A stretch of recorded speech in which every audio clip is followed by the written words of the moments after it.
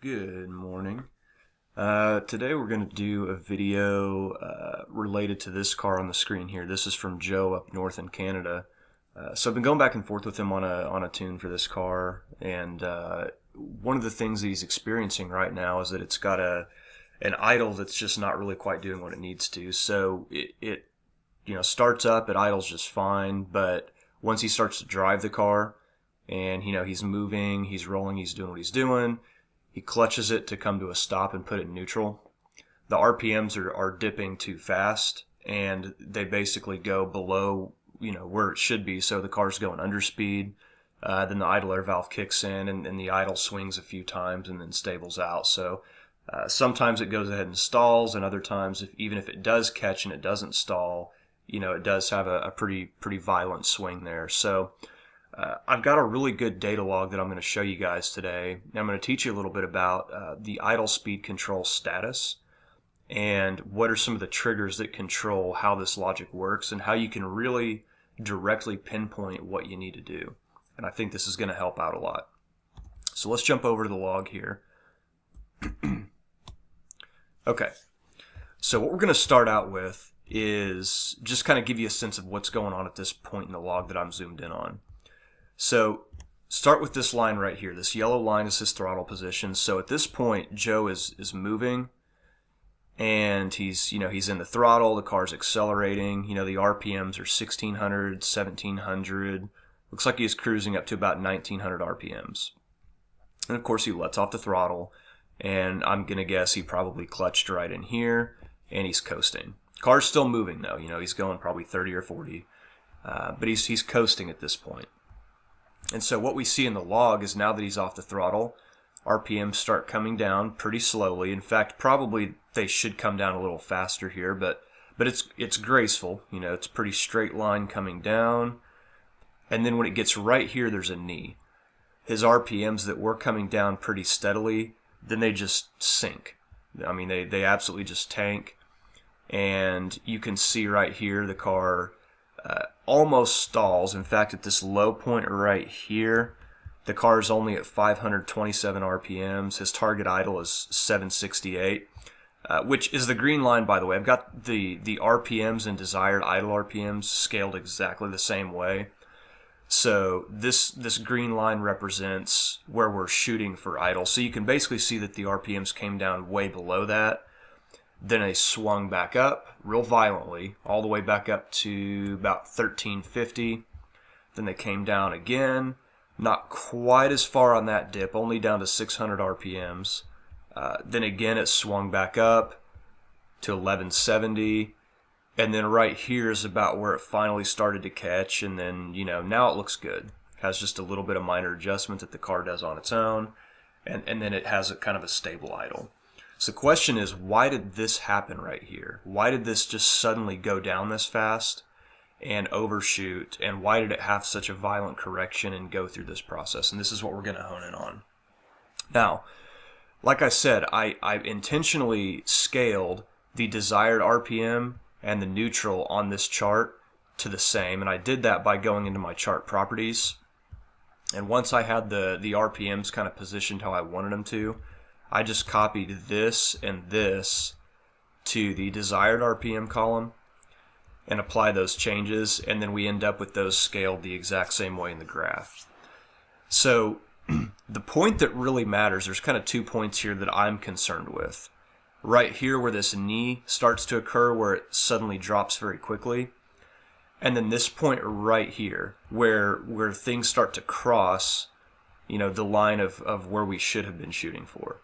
And we're going to make some adjustments in the tune at these two particular points. Now, before we get into what we're going to change in the tune, I want to show you a couple more things. So we're going to talk about Dashpot first. So Dashpot, I'll get this zoomed in so you can really see what's going on. Dashpot is idle air. So this is an amount of idle air that's coming through the idle air valve to try to help the car come down gracefully. So while you're still in the throttle right here, you do have Dashpot, but you'll notice if I flip this flag on right here, and I'll bring this down so you can really see it. This yellow line is the Isc flag. So all through here, this flag is set to 0. And what 0 means is we're in Dashpot pre-position mode. So that means that even though you're not off the throttle, there's some Dashpot and some air that's kind of already in the idle air valve. So if you take your foot off the throttle quickly, rather than the RPMs just tanking, there's already idle air and it can start to slowly bring that down. So pre-position only should exist when the car's moving and you're in the throttle. And then you can see right here at the exact point where Joe came out of the throttle on the red line, you could see that it switched into idle speed control mode -1. -1 is Dashpot mode. So that's where the Dashpot is coming off of that pre-position and it's starting to taper down that idle air. And then eventually, when we get over to this end of the log, idle speed control is in mode 1, which is actual speed control. It's adaptive speed control where the computer has a closed loop system and it detects underspeed, overspeed, and it modulates the idle air valve to try to maintain steady. So you can see at this point, once it gets to idle speed control mode, everything's pretty good. I mean, it's doing its job and it's holding those RPMs right where they need to be. But the problem area is right here. The problem area is the Dashpot area. So what we're looking at here is we can see that his Dashpot, let me get back to that on the yellow line, the airflow comes down pretty quickly and you can see that it's relatively straight line. And I know it doesn't look like a sharp change, but the Dashpot does start to decay a little faster right in this area where we notice the RPMs drop too fast. And so let me zoom the Dashpot way in now, so we can kind of focus on this area. And you can see that just a little bit more pronounced here where it starts to curve down ever so slightly. And if we want to really look at this the right way, let's not pay attention to Dashpot. Let's just look at the idle air valve duty cycle itself. And you can see that change a little bit better here. So things coming down, and then you can see they drop a little fast. And then you can see what the idle air valve did as it reacted. So when it went under speed right in this area, it reacted by throwing a bunch of extra idle air. The RPMs swung way up. It pulled that back out. And then when it started to go under speed again, the idle air valve kicked way up, came back down, and then it settled in like it's supposed to. So what I'm going to talk about in the tune, we're going to start with this point right here of when did we cross the line and we went under speed, and what might we have been able to do to prevent that. So when we go into the tune, this is a GUFB A9L setup for a stick shift Fox body. So when we go into idle and we go to the scalars, I just want to point something out real quick. Like I said, 768 is our target idle speed if everything's good. But under this idle ISC scalars, there's a very interesting number right here. So what this means is there's going to be a hard minimum. Anytime you're in Dashpot mode, so you're off the throttle and things are coming down, when you're in that Dashpot area, this is a minimum amount of airflow that's allowed, a minimum amount of Dashpot that's allowed. So even if it's trying to calculate and deciding it needs less Dashpot, this is a minimum clip. It's not going to go any lower than this until the car goes into full idle speed control mode, which it really can't do until you're basically at a complete stop. It'll actually trigger right here. It'll happen right before you get to a stop, but the vehicle speed sensor on these cars doesn't really do much in that last few mile per hour. You'll kind of see a flat line and then it just kind of goes to 0. So once it gets to about 3 or 4 miles an hour, not much happens between there and 0 miles per hour. But we're going to focus on this number right here. So this is saying again, my Dashpot airflow cannot be less than this while I'm in Dashpot mode, 0.0938.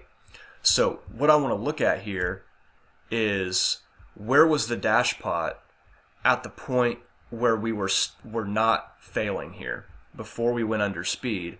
And if I go right into that area, you notice it's about 0.137, which is substantially higher than 0.09. And you'll notice down here, what does 0.09 look like? Well, 0.09, that's where we hit that clip right there. And that's probably what kept the car from stalling is it hit that minimum clip, but we can see clearly that that minimum clip is not really where it needs to be, because if that's where it's clipping, airflow's already gone too far down. So what we're going to do on this tune is we're going to go right to this point, and we're going to set this Dashpot minimum clip to this number, or maybe even just a touch before that, when we haven't quite crossed that idle speed barrier of 764 in this case. So probably about 0.14 should get us right in this range. So that would be the first really big change we'd want to put in here. We'd go in, set that to 0.14, and ideally that will keep it from dropping this rest of the way. And if it doesn't ever drop this far, then the swing back up shouldn't occur. And then, of course, the next swing won't occur, and the next swing won't occur. So if we can get it to just stop right around here, we might have just a very minimal swing that may not even be hardly noticeable in the car, and then it should just go ahead and wait until it gets down to about 0 miles per hour, and then it should take over speed control from there. So that one change is the main thing that we're doing here. Now, the other problem point was right here, where it started to drop RPM significantly faster. And if you look at this from a period of time perspective, from right here when Joe got off the throttle, we're at 108 seconds into this log. So to go from there to there, I mean, that's over 3 seconds. So clutching, it took the car over 3 seconds to drop from 1800 RPMs even to 1300 RPMs. There's really no reason it should take that long. So in my opinion, this RPM curve probably should have come down more like where the crosshairs are here, and then it should have had a knee going the other direction. So we should have like a down and then over curve, not an over then down curve. So what we want to do is we want to look at the Dashpot decay rate, which is how fast that Dashpot airflow comes down, and we want to reshape that so it comes down quicker through this area and then slower as we lead into this area right here. So let's look at the Dashpot again at the point where we first let off the throttle. So right in here, Dashpot is at about 0.55. And again, we're at about 1800 RPM. So let's go back in here and look at our Dashpot pre-position. So Dashpot pre-position is where is the maximum it's allowed to hold that pre-position prior to letting off the throttle. So there's already kind of some airflow going on there, and then it starts to decay at this rate. So let's look at what's happening here. So if the Dashpot is currently at, we'll call it 0.5. So that would be about right here. This is the rate that it's reducing that Dashpot. I'm not going to get into what this rate actually represents, but just think of this as the second column. The higher the number, the faster it's going to drop. The lower the number, the slower it's going to drop. And you can think percentages, if you will. So if this was dropping at 0.0166 at this point, and I really would like it to come down faster, then I would want to increase that number. And then you can see that it was pretty good all the way until we got to where the Dashpot's at about 0.2. And that's where it starts to fall too quickly. So what I want is that range between 0.5 and 0.2 Dashpot. I want that range to come down quicker. And then everything after 0.2, I want to slow it down. So we're going to note just a couple numbers here before we go in and start changing things. So at 0.5 Dashpot, that's our decay rate. At 0.2 Dashpot, just scroll over here.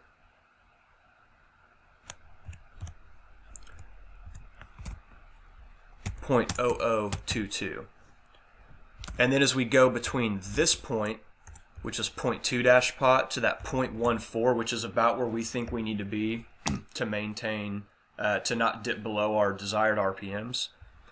Let's go look at 0.14. Okay, and it's coming down at about 0.0023.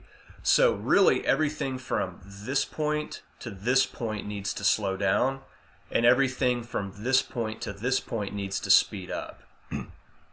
So what we're going to do here is I'm actually going to change this point right here to 0.5 so we can really hone in on that particular treble area.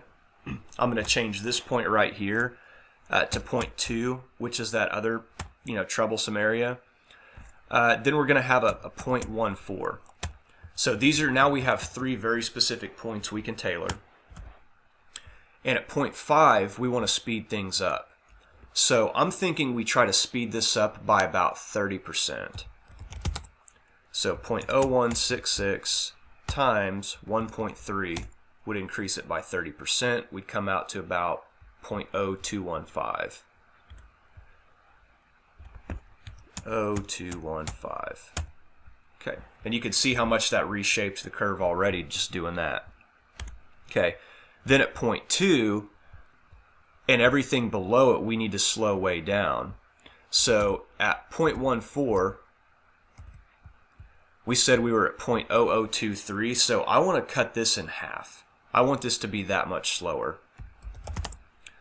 So 0.0023 divided by 2, 0.00115.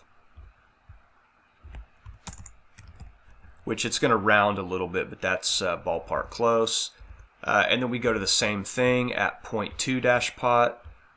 So we're going to end up about the same at about 0.0011. Okay, now what I'm going to do is I'm going to load up his tune again so you can see the curve of what it looked like before and after. And let me go ahead and rescale this a little bit so we can see just a little bit more of what's going on. So let me bring this up to 0.75, and let's bring this to 0.08. Okay, so we make a little bit better use of this curve. So now again, what you can see is while we're at higher pre-position, it's now going to be dropping that stuff a lot faster. All the way through this mid-range, these RPMs should drop a lot faster. This is really the area that we're going to notice a lot of difference there. And then as we get to here, I know you can't really see it because this seems like such a small amount, but you can see the green line is definitely under the blue line now, and it's considerably less. So these 2 changes alone, I think, will have a very substantial impact on this. There's some timing-related things we could do too. But timing is going to have so much less of an effect on maintaining RPMs here than the idle air valve is. So this structure should work really, really well. Now, one last thing I'm going to do is, even up here where you can see that he had a lot more Dashpot as he was coming off the throttle and it fell very, very quickly. We can probably even make this drop a touch faster through here. So I'm not opposed to bringing, even this this highest area here, bringing these up just a touch. So I'll set this at 0.15, 0.1, and we'll go to 0.055 here. So now we've got, again, something that's going to drop RPMs a lot faster, like you probably expect them to when you clutch, but then they're going to slow way down once you get to that point where things aren't going well anymore. Now, if we still notice a little bit of the same behavior right around what currently was kind of this critical transition area right here, and it still goes a little bit under speed, then what we might actually want to do is take this number right here and move it up slightly. And so by moving this up slightly, we'll start the slowdown effect just a touch earlier. So, maybe you go up to 0.22 or 0.23 or 0.25 or something and just start that slowdown just a little bit sooner. But that's what's going to give us that knee of RPMs dropping faster through here, and then we can determine when they should start slowing down so that we just really smoothly fall right into this idle area. Hit our target RPMs, don't have the swings, and then once the car comes down in mile per hour the rest of the way, which I'll show you what that trigger ends up looking like. You can see now the mile per hour until it gets to right here, it's showing still about 2.5, and then it finally hits a stopping point right there. And in the tune, there's this trigger point that you say, this is the maximum mile per hour I'm allowed to be at to go into full idle speed control mode. And so if we go look at that in the tune, back here in these idle ISC scalars, that's that mile per hour there. So his car was not allowed to go into idle speed control mode unless it was at below 5 miles per hour. And so again, go back to the tune, you could see that's the point where he hit 5 miles per hour. And if I pull that flag back up, which is this yellow line, I'll bring it back here close to mile per hour. You could see that right around here is when it finally made that transition. The RPMs came close enough to desired idle. He was past that 5 mile per hour limit. He got underneath that. And right here is where it kicked into idle speed control mode. And then just like magic, it starts to idle real well. So I hope this was a good lesson today on, how the idle air logic works with Dashpot and how you can hone in on these problem areas if you're experiencing a stall or RPMs that don't come down fast enough or come down too fast. This is, really how you can look closely at the data to determine how you want to manipulate the Dashpot decay rate, and also where you want to set this threshold right here, right around where your target RPM point crosses, so you can establish that minimum clip for the declutch and keep it from going under speed until the car comes to a stop and idle speed control takes over. So guys, appreciate you like always. Good luck. Godspeed.